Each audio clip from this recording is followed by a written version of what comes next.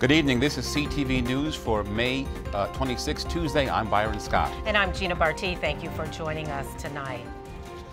A Prince George's police officer is facing murder charges this evening in connection with a homicide in Charles County.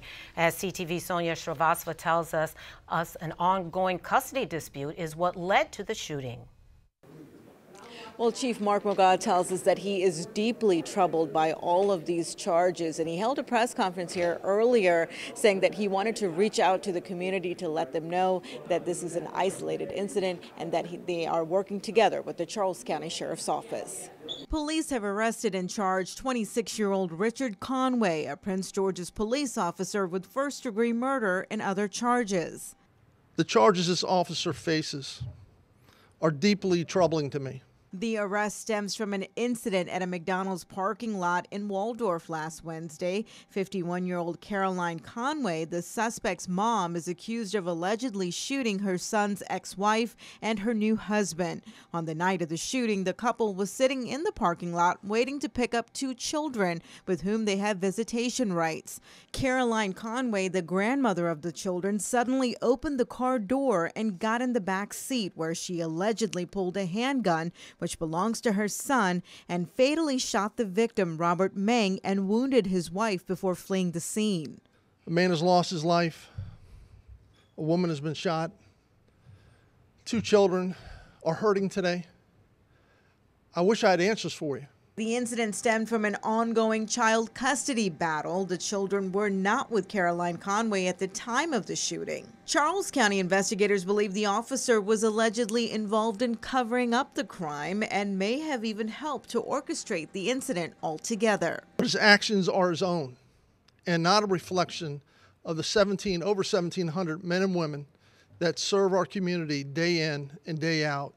Now, the female victim is listed in serious condition and she is expected to survive. The officer is suspended without pay. In Palmer Park, I'm Sonia Shrivastava for CTV News. 51-year-old Caroline Conway was arrested last Wednesday and charged with first-degree murder and several other charges.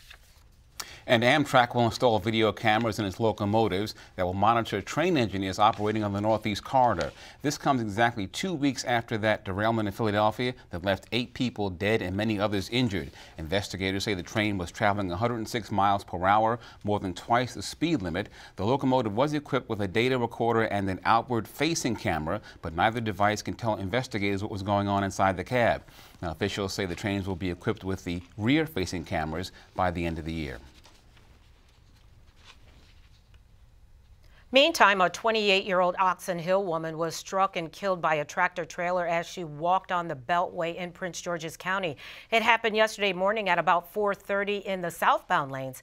Investigators say the person may have been trying to cross the highway when she was hit.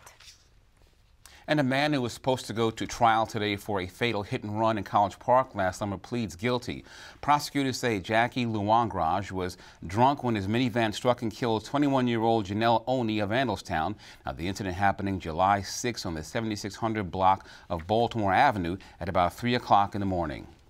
The defendant in this case was actually caught just up Route 1, right near the Beltway. A lookout was put for the vehicle, and a Prince George's County police officer who happened to be on duty up there decided to pull out and take a look and see if the vehicle was coming north on Route 1, and sure enough, there it was.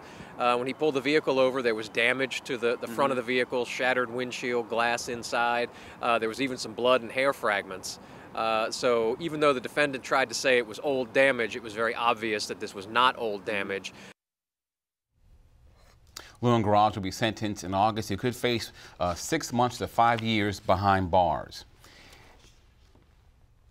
And supporters say it's a way of improving education, but opponents aren't buying it. Parents and others gathered outside of an elementary school in Adelphi to push for a plan that would increase property taxes to provide additional funding for schools. As part of a proposal put forth by County Executive Rushern Baker, Denise Douglas now with the details. Yeah, folks, a lot of debate going back and forth on this whole issue, but we heard from the folks who are supporting it today, and they are calling it an investment in education. The additional funding would bring $130 million for schools and would be raised from property taxes. It would be a 15.6% increase in that tax. Christina Rome has two sons. One is currently at Judith Hoyer Montessori School. She says he and many other students would benefit tremendously from the resources that the money would provide, and she doesn't mind paying the extra in taxes. For my son, his school is relatively small. It's a specialty school, and in order for them to continue to be on par with the other middle schools and other schools in the county, they need additional resources. Student-based budgeting sort of limits that, and so things like having a tag resource teacher full-time in the building is something that we would get with this additional funding. Having additional literacy coaches is something that we would get with this additional funding. And so we have a really, really active parent community. We do everything, but we can't buy a teacher. Historically, Prince George's County schools have lagged behind other Maryland counties in education performance, test scores, graduation rates, and other important benchmarks. This proposal is a historic opportunity to reverse this trend and invest in education and economic development in our county. Yet, it's been met with opposition. Some groups and legislators are suggesting a lower property tax rate as a compromise, but doing so only compromises our children's and our community's future. Prince George's County legislators surely know that it's 2015 and not 1978. Something else to mention here, school board member Ed Burrows wanted to hold a meeting to discuss the increase, but says he was told that he could not. In response to that, the chair of the school board said he simply told Burrows he couldn't use school resources since board members had already agreed to support the budget. You can find out more about this back and forth and all that's going on by logging on to investing in PGCPS.com. Now, Denise, this is something that the county council has to agree on, and it goes to vote with the county council. When exactly will they be voting on this? On Thursday. Okay. Now, while there isn't a vote in the actual community, like you said, with the county council, people can voice their opinions to their council members and so forth, so you can still have influence that way. Great. Terrific. Thank you so much. Thank you. And you're watching CTV News. I'm Gina Barty. And I'm Byron Scott.